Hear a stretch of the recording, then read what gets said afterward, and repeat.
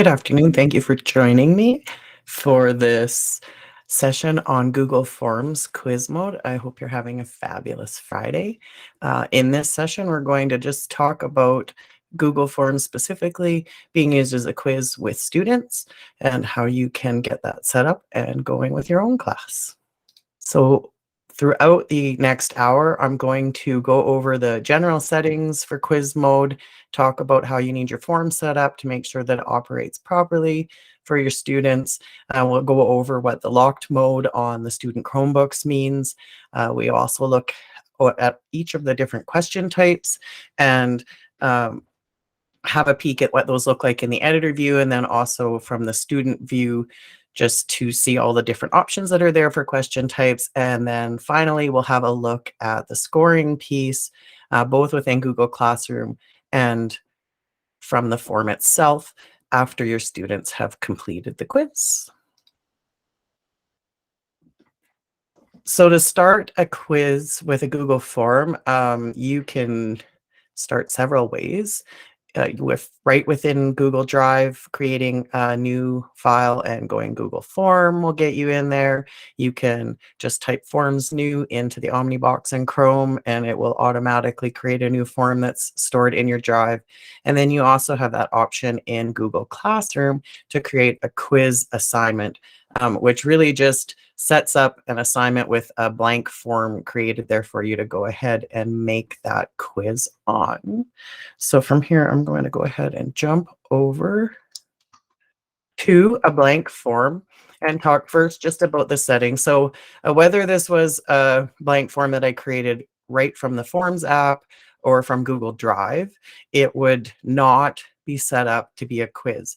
If it was created from the Google Classroom platform, it would automatically be turned into a quiz already. So if you have set it up, if you have a form that you already have set up, but you have never used it with the quiz setting, you can change this setting in there as well. So new form, old form that's never been a quiz before, you want to go into the settings and make sure that it is toggled on to be a quiz. And then that will open up some of these other options underneath for that mode. And by default, it's going to tell the students how they did as soon as they submit the form. You can choose to change that to later after manual review, which definitely comes into play if you have questions that you need to go and manually score, like short or long answers. So you can set those settings here per form.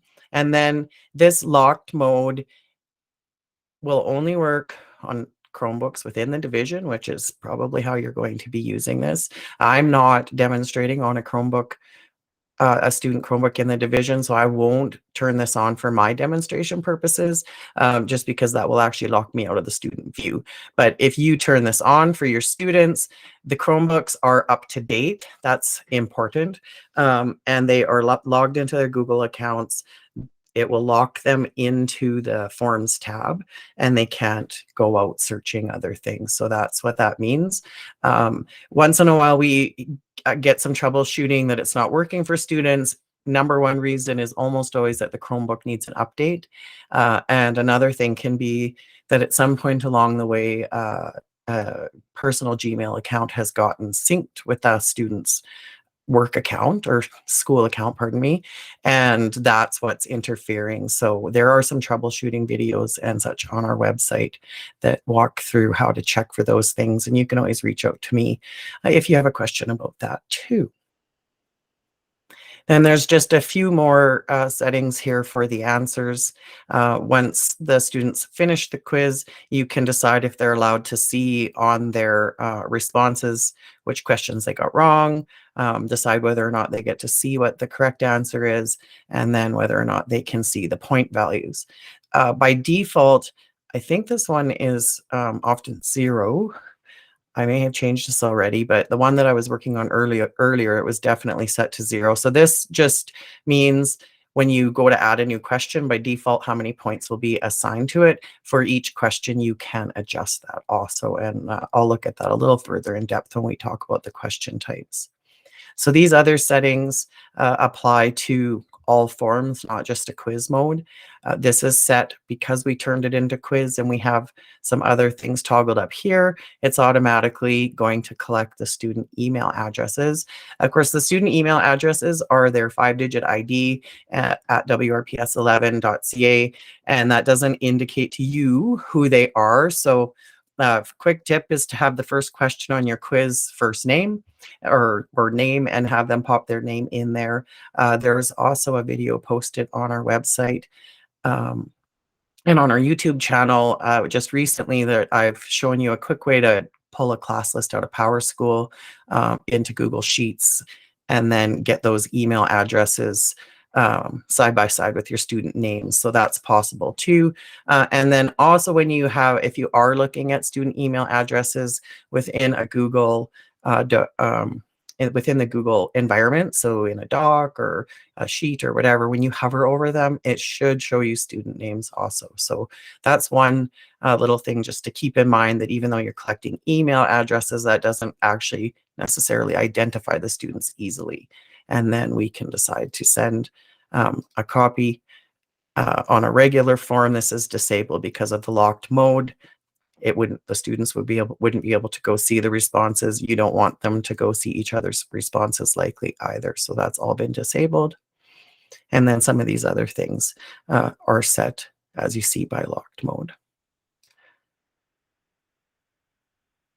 In the presentation, we can choose to shuffle the question order. So if the kids are doing this all in the same room, they're not getting the questions in the same order and can't just be glancing at each other's screens and putting in the same answers, or it's not going to end well for them anyways.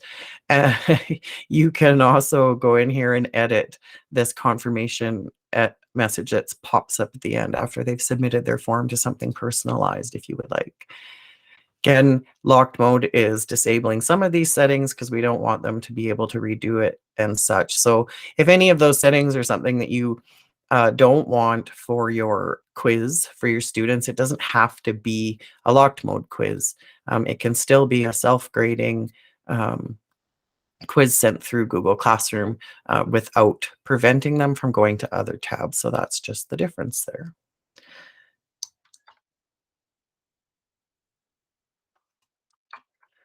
So here I've got just a demo quiz set up with each of the question types that I'll go over what each of them are, and then what you have as options regarding setting them up for your students. So whether they're being self-graded and what kind of feedback they're getting, different types of questions actually have different options. So this is actually the student view. And there we are in the questions page. That's the one I want. Okay, so hopefully you can see that well. I have zoomed in. First and foremost, easiest and most obvious is the multiple choice question. This one has been set up already with an answer. So when I click on it, you can see the right answer with the little green check mark. To do this for a new quiz, you just click on the answer key and then choose the correct one. And then this is where you could also change the amount of points and then add some answer feedback. Something really cool about this is that you can actually like post in a video explanation or a link to some other outside resource for an explanation also. So I obviously in locked mode, a link to an outside resource wouldn't work, but the video should play on top of the form for them if you had a video there. And then you have the ability to give different feedback for incorrect and correct answers. So that question is set up for being graded. In the little 3 dots on each question, you'll see some extra options. What you see in here varies based on the question type. With a multiple choice, there's not some of the options that you see on other questions. It's fairly basic. Go to section based on answer is a bigger piece. If you want to have a form that's like sort of like a choose your own adventure story that, depending on how you answer, it goes somewhere. That's not going to apply to our quiz, but shuffling the option order on a multiple choice question could be useful, again, just to make sure that students are answering those questions on their own and not just following along with what they can see someone else doing. And on a quiz, we likely want to have all of the questions required as well. Just a couple other little buttons on each question you'll see is the duplicate button. This is really handy if you've got multiple choice questions where the answers are all going to be the same, because you can just duplicate them and then change those questions. And then, of course, the little delete button there to get rid of it. Any question or answer can also have an image added in addition to the text that's there, so that option is available as well. Of course, a multiple choice question from the student side looks like this. Moving on to checkboxes. Moving on to checkboxes. So these are multiple choice type questions where multiple answers can be selected. And again, if I just click on it, it will open in this editor view. I can see the question type, and then down here, answer key, the right answers are selected. And again, here's our feedback button. This one's been adjusted to accommodate that there's 3 correct answers. And then on this, we have the same option to shuffle those options for each individual user, so they will be in a different order for each student. And we would make that one required, of course, too. These checkbox questions on the student side just look like this, where they have the ability to check as many as they choose.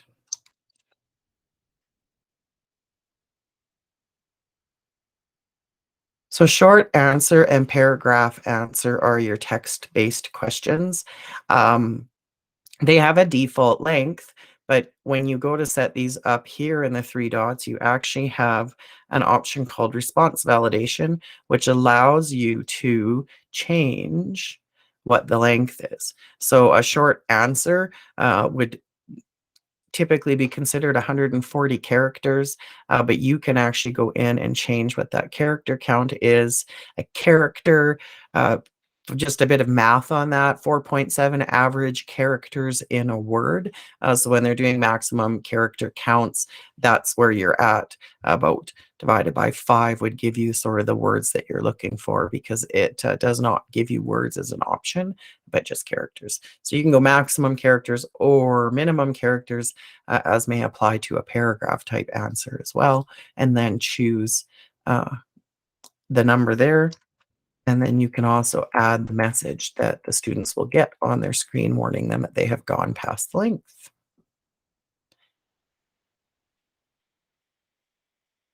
So those, again, these two look very similar. When we go to look at the answer key for those, there is no option to put in a right answer on the paragraph.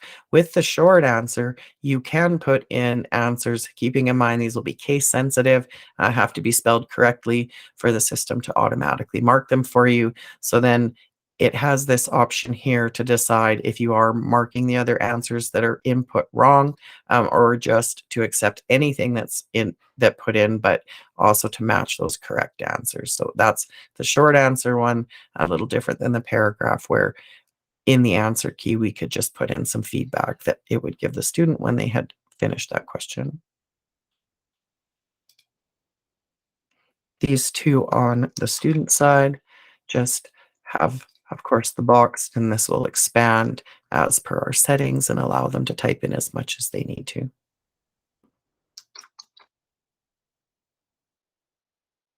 A drop-down question is like a checkbox list or a multiple choice question where there is a drop-down with many choices. This is probably best used if you have lots and lots of choices, just to save some space on the screen. They will all just be in that drop-down list. So as with the checkbox questions, there can be multiple correct answers. They're set up here. You can see which ones are correct. And again, we've adjusted the points manually for that. And then this has that same shuffle option order if you want to change those for each student. And then we can make it also required from the student side This question shows that drop down, and then when opened, they can go in here and choose one answer. Again, so it can have multiple correct answers, but the students are only choosing one.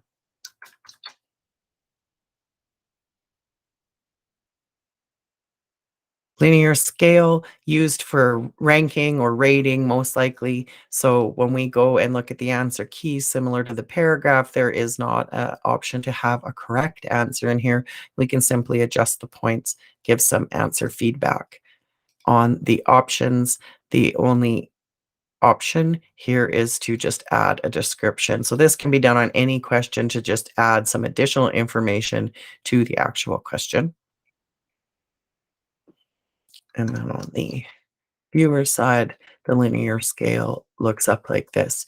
On the editing side, you have the ability, of course, to choose what these labels say. They can actually not even be there if you choose. And then you also have a choice in these range of numbers up top, all the way up to 10. Getting into some of the more interesting or complicated question types, the multiple choice grid is really good to sort out if you have questions that would have multiple answers. So say we're talking about climate and weather, for example, and then we can put those in the rows, and then we can have some conditions in the columns, and that can all just be answered in one question instead of having several multiple choice questions with the same answer selections. When you set this up, oh, that jumped quite a bit. Just as with the other multiple choice and checkbox one, you just go in and choose the correct answer for each row in this case. So here we've got one right answer for each row, and they're each worth a single point. On the student side, they see this, and then they can go in and choose their correct answers. As it's only taking one answer per row, when they check a different box, they would be choosing a different answer. The multiple or the checkbox grid, just like the checkbox question that we looked at earlier, gives you a little more flexibility to have multiple checks in a single row. So same type of setup. When we go to look at the answer key, see that we have in some of these rows 2 correct answers, and the other 2 rows there's just 1 correct answer. So that's that flexibility, and then also to adjust those points there so that we can make sure that this is scored for all of the correct information. This one, we could also decide that they only choose 1 per column. So by default, it's going to have the ability to choose more than 1, but we could also limit that. And then we could shuffle those rows to give that change up again within the class screens. Over on the viewer end, this one just looks like this, where we can go ahead and select our answers that way.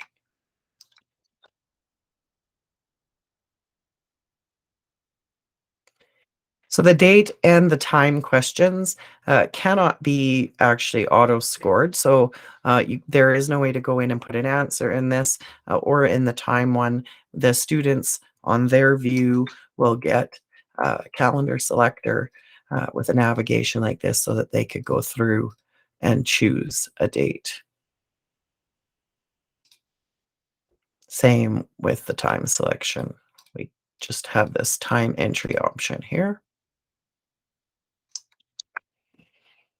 And then last but not least is the question option to be able to upload a file. So anything that gets uploaded, there would be a folder created in your Google Drive. You can see that there's actually a shortcut link to it here, right on the question as well. And then students can choose a file to upload. So this is the editor view. They're not going to see this view folder. That's just for you so that anything that they upload can be here. You can toggle this on so that you can say that it has to be a particular type of file that is being uploaded. You can also limit how many files are being uploaded and actually even manage the size of those if you choose. So this is where students could upload any of these things from their Google Drive directly to the form. That's going to put a link to it in the responses part when you get there, and then also pop it into that folder here that you've got all in one neat place. So that's actually something that probably doesn't get used hardly ever, but could be really useful. I'm not sure everybody knows that it's there. So that is all of the different question types in Google Forms in a nutshell. We talked about the settings. I didn't go over some of the other, but I found these results on search. I didn't go over some of the other setup options and things, such as being able to customize the theme. But of course, you have all of those options available too when you're setting this up, and didn't cover some of the other things that you can add. So these were all question types found under the Add a Question spot. You can import questions from another Google form. So that's handy if you've been doing quizzes throughout the semester, quarter, year, etc., and then you want to do something sort of a cumulative thing at the end and finalize, you could go back to those previous quizzes and import some of the questions to make something new, or if you're doing a redo or something like that, that can be really useful. Also, you can add just some text in between questions where needed. You can put an image in before or after a question, and as well as a video. And then this section piece is where you can have different chunks of the form to go through, and then that's where that selecting different answers based on your, or going to a different section, pardon me, based on your answer would come into play. So that's getting further into the creating like a choose your own adventure type form, and again, probably not really applicable to a quiz type setting like this. So there's the file upload from the viewer side. Just click the button and then it's going to open this box and let me go ahead and either upload something directly from my device or go to my drive or recent and attach something from there. Once they are done, hit the submit form. At that point, if you've chosen to give them feedback, they'll have a button to see that. Otherwise, they will just be told that it's over and to close out of that window and they'll be all finished. And then if you have shared it through Google Classroom, it will give you the notification that it's been done and submitted in there. So when I click on it over here in Google Classroom, I can see now that 4 of my students have submitted the form, and I'm all ready to go and look at those results. That's nice for the students too, so they don't have to come back to Classroom and hit the turn in button. Like I say, when they hit the submit button on the form, it automatically turns it in Google Classroom too. So from Google Classroom specifically, so I mentioned at the beginning, you can start a quiz assignment right from here. I'm just going to go ahead and do that. So notice it creates this blank quiz. Like I said, when I showed you the blank quiz that we started with, it just automatically turns on the quiz mode and sets some of those default settings rather than you going into settings and flipping that toggle. That's really the only difference. You can remove this form from here and pull one from your drive that you already have created. Any form, whether you've set it as a quiz mode previously, when you attach it to this quiz assignment in Google Classroom, it will automatically turn it into a quiz also. So it flips that toggle for you. And you want to make sure if you're using Google Classroom to store and collect grades in any way, shape, or form, you want to make sure that you have the grade importing on. Otherwise, if you use a spreadsheet or you're just putting them directly into PowerSchool, you may find just dealing with the responses directly from within the form easier.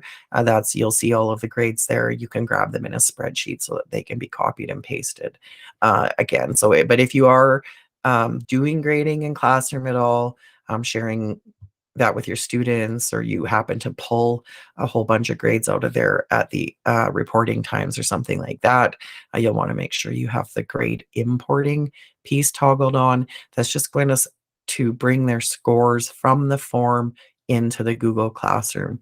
I'm just going to close this out. So that's just the creating that from within Classroom. when I click on here and see that 4 students have completed this, not like other things like documents and slides and such that are attached to a Google Classroom assignment, there isn't something here to click on. It just lets me know that they've each submitted their form. And I'm not seeing anything on the grades for this either because I haven't imported them yet. So even though that toggle switch is toggled, I still have to import the grades. Here, if I make any changes to the grades within the Google form, then I would have to come back here and update also. So again, this is just to be collecting grades in Google Classroom. If you're not doing them there, you don't have to worry about that import grades piece at all. So this is the form for the quiz that we were just looking at the results for in Google Classroom, and probably the most useful way to go over student responses. This is a multiple choice quiz, so it worked really well as a multiple choice. I'm not probably going to have to go in and manually change any of the scoring in here, although I could if I wanted. But this is where I can see how my students did and which questions that they got wrong. And I could also go and give them some individual feedback. And you can see I had these options to send them a video or a link along with my text feedback as well.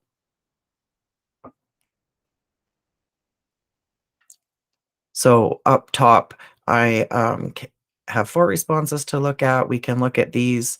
I think actually it starts on this summary page. I was already toggled over. Here we could look by question. This could be useful if I want to see how if all of my students did really poorly on a single question, etc.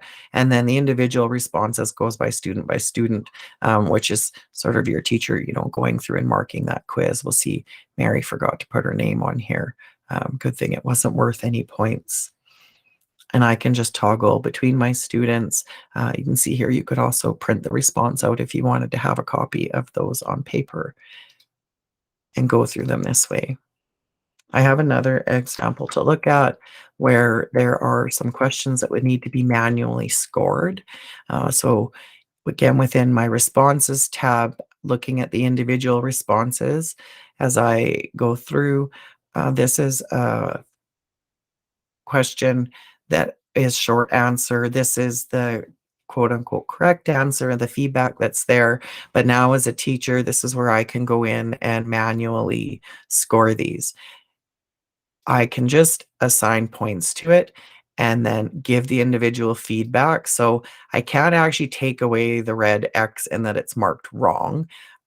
I don't love that, but I can go in and give some more feedback here.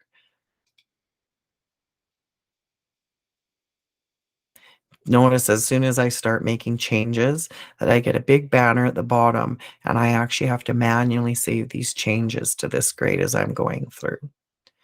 So we can go through a student response. The multiple choice stuff has been automatically scored. Some of the short answers and long answers, maybe file uploads, I'm going to have to go in and manually deal with. Once I've gone in and done that work, I can hit the save button and it's going to change the student's score. So back on the Google Classroom page, if you're using that, I would have to go back there and import those grades again. You can also just see right here, she got 5 out of 7 and record that. However, I can hit the release score button to let Mary know how she did. When I hit that, I can decide to just let Mary know, or I can also decide to send them to my whole class at this point in time. And then I always also have this option to see all of the responses to the Google form in a spreadsheet. So if I just click that, it will want to create a new spreadsheet.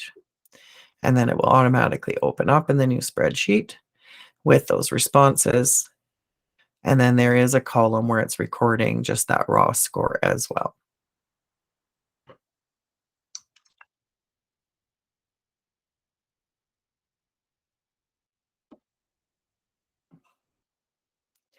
So I think I have hit the end of what I had to say. That went very quickly. I hope you enjoyed. If you have any questions, don't hesitate to send me an email and ask me, and I'll do my best to answer it if I can. I hope you have a great weekend.